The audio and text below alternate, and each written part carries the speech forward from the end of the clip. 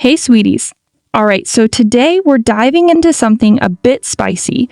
Those BL male leads who totally own that confident, dominant vibe, but surprise, surprise, they're actually the bottom. I mean, seriously, you watch these guys strut around like they're running the show, and then bam, plot twist. And I don't know about you, but I just live for these characters who keep us on our toes.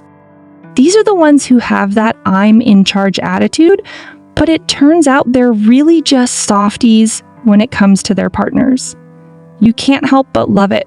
It's like, who knew the tough guy would end up being so whipped? So if you're ready for a countdown of characters who make us laugh and just shake our heads like, yep, didn't see that coming, then stay tuned till the end.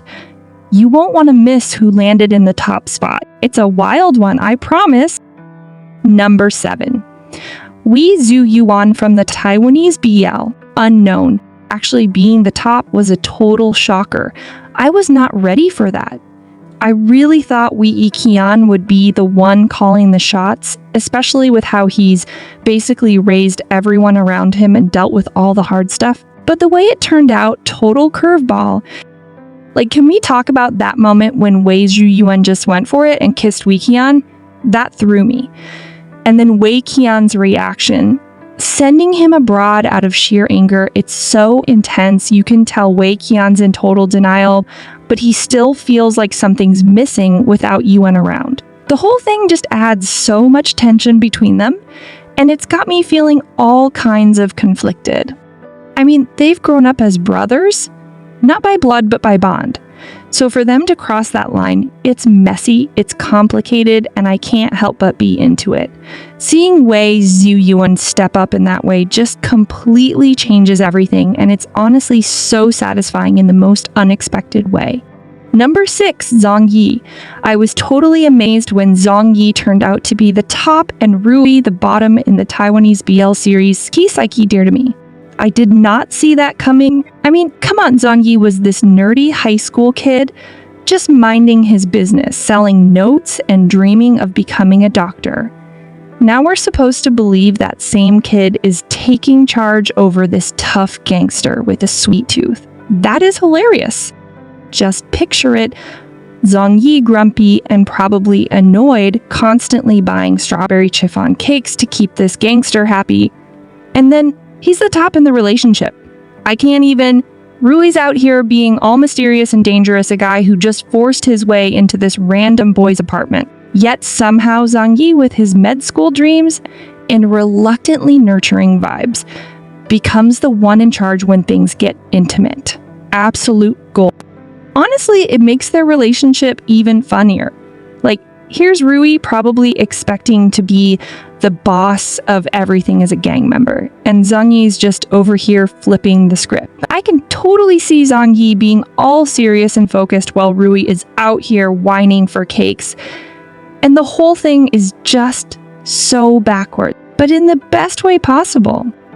I'm just sitting here laughing because the whole setup is so unexpected and somehow it works perfectly for them. It's like, yeah, they both have baggage and serious stuff going on, but seeing Xing Yi in the top role, that's the twist I didn't know I needed. Number 5, Babe from Pit Babe, the series who actually ended up as the bottom. I still can't get over it, like Babe, the super confident alpha race car star who's been dominating in every part of his life. Turns out he's letting Charlie take charge. That's wild.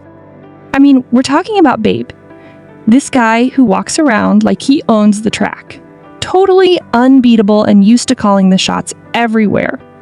And then here comes Charlie, who seemed like just some enthusiastic fan at first. But then bam, Charlie's got this whole other side to him, and somehow he's the one in control. That's the kind of twist I did not see coming at all. And the best part? Babe's totally hooked. He was only supposed to have a little fling with Charlie, but now Charlie's basically by his side all the time. It's hilarious because Babe's whole crew thought, oh, here we go. Just another one of Babe's quick hookups. But nope, Charlie has Babe so wrapped up that he's sticking around and calling the shots. for someone like Babe, who's always been in control. Letting go like that just shows how much Charlie really shook things up for him. And honestly, seeing Babe in that unexpected role just made the whole relationship even more entertaining. It's one of those plot twists I didn't know I needed, and I love every second of it. Alright, let's talk about Sand and Ray from Only Friends at number 4. Their whole vibe, it's totally not what you'd expect from the usual top and bottom thing. Ray's technically the bottom, but he's actually super dominant and possessive. Dude knows what he wants and goes for it with this intensity that keeps Sand on his toes and Sand. He's more chill, kind of the steady, calm one, but somehow he's drawn to Ray's mess and fire. When they first meet, it's messy. Ray's a whole whirlwind. He's still hung up on Mew and just kind of spiraling, living that party hard life without much direction. And here's Sand, who's like solid and grounded. He's this guy who actually cares, trying to keep Ray from wrecking himself completely. But he's not just taking Ray's nonsense. He's calling him out, grounding him, basically like, man, get it together. The wild thing is, it somehow works. Ray's possessive, almost overwhelming, but Sand doesn't just let himself get pulled under. He's steady but not a pushover, so when Ray's being all intense, Sand can just be himself. He's got this patience, like he's the one person who can actually handle Ray's chaos without getting lost in it. They balance each other out in a way that's weirdly perfect. Ray's all fire, Sand's all calm, and together it's just electric.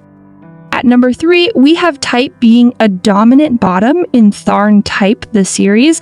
And let me just say, no intention here to stir up old feelings, especially since Mew and Gulf have moved on from the series and Mew's happily engaged to Tool. This is just some good old-fashioned character analysis. Type as a power bottom? 100% yes. This guy is not someone who's just going to sit back and let things happen. Type is fiery, intense, and he's got this stubborn, take-no-nonsense attitude. Even in the more intimate parts of their relationship, you can feel that energy. He's not afraid to challenge Tharn, and he's definitely not submissive in the way you'd typically expect. It's like Type has this I'm gonna do things my way approach to everything, including his love life. And what's so interesting is that while Tharn might look like the confident, in control one, it's actually Type who often calls the shots in their relationship. He's got this inner strength, and Tharn knows it too. There are so many scenes where you see Tharn just completely wrapped around Type's finger, doing whatever he can to make Type comfortable and happy. Even when Type is being stubborn or putting up walls, Tharn's patience and love just shine through, and Type's still the one setting the pace. It's honestly one of the things that made their relationship so memorable, this balance of strength and vulnerability. Type may be the bottom, but he's anything but passive. He's a total powerhouse, and that's what makes his relationship with Tharn feel so real and intense. At number 2, we have a Yen from the Eclipse. Watching this series was such a ride, especially because of how they flipped things around with Ayan and Ark's relationship. Honestly, the way Ayan came in as this rebellious, confident character, he had Ark wrapped around his finger from day one. You'd think, Ark is this strict prefect, probably calling all the shots, right? Nope. Ayan came in with that dominant bottom energy and just shook everything up. Ark tries so hard to stay serious, all strict and in control as the head prefect, but Ayan's not having it. He's just there, challenging Ark at every turn, pushing his buttons, and honestly, it's hilarious watching Ark try to keep it together. Ayan is so cheeky. It's like he's constantly saying, yeah, you're technically the top here, but we both know who's actually in control. I mean, every time Ayan would look at Ark with that mischievous smirk, you could just feel Ark melting on the inside. I felt that secondhand nervousness for him. And let's talk about how natural this feels. First and Cow, perfect casting. The way they play off each other is just chef's kiss. Ayan's assertive flirting, his teasing, it's all so smooth, and it makes Ark's awkwardness even more endearing. The whole dominant bottom vibe An has going on is so refreshing. He's just bold, pushing Ark in ways that leave him speechless. It's not often you see this kind of chemistry where the bottom character is actually leading the emotional intensity of the relationship. It's like Ark may be the one enforcing rules, but Ian's the one who's really got things under control. Watching it, I couldn't help but think, man, Ark doesn't stand a chance. He's so drawn to Yan, and you can see it in every scene. By the end, Ian has totally flipped his world upside down. The eclipse really nailed it with this dynamic, making it feel authentic and so entertaining. And finally, number 1 on our list is Joke from Jack in Joker.